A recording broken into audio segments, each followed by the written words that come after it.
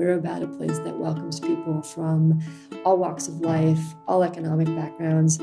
For the people that are disenfranchised or lower income or somehow disadvantaged in our society, we must make allowance for them. And I think at Eden, we really take that very seriously.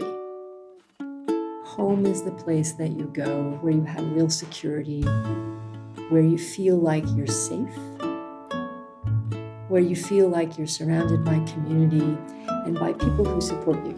And so when we think about the homes that we build, we really try to think about how do we provide that for our residents. My first job after college was working for the city of Hayward.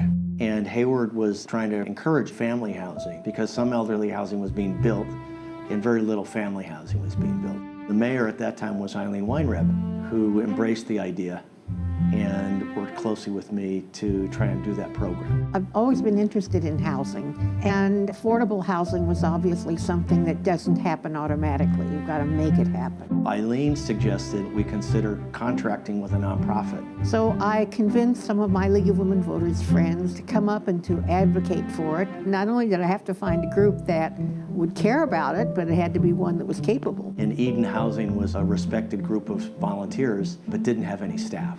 So she said, why don't we see if Eden would want to take on the responsibility of building family housing? Then I found out I had to compete for the job, and I had the good fortune of having Bill Vandenberg interview me and ask me, what do you know about housing development? And I said, not a lot, but I'm very enthusiastic and I'm sure I could figure it out.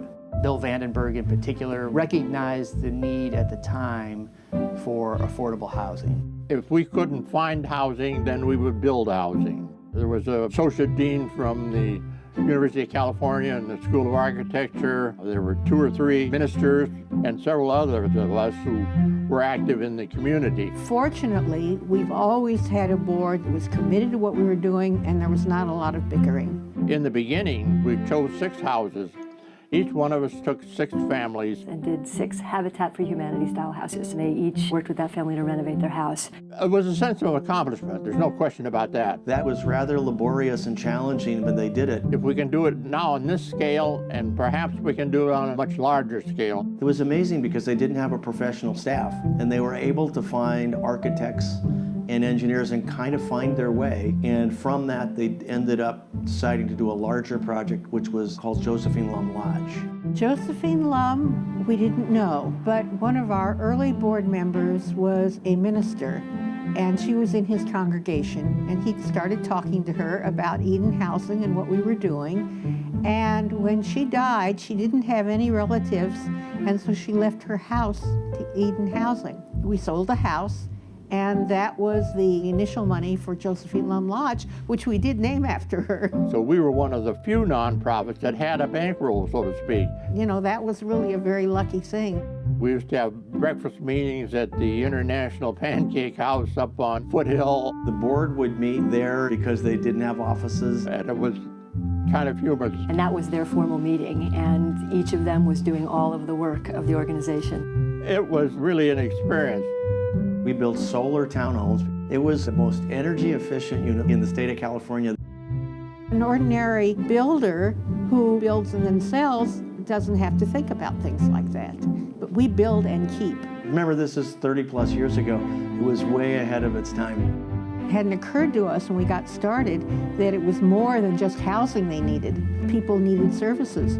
I've always believed that residents really are clientele. The residents are the customers. We are big on delivering services to our residents. It really starts with, do you have a safe place to go home at night? Is there someone who cares about you there when you arrive home? Is it a neighborhood that you want to live in? Is it a place where your kids can walk to school safely? What does it mean to have a home? We're living in a time where it's very easy to talk about people in ways that polarize us. But I believe, and I think all of us at Eden believe, that it starts with where you live, but where you're born can change your outcomes. I think that we have a role in leading a different dialogue. And you do that by telling the story of the people that we work with and the communities that we've changed.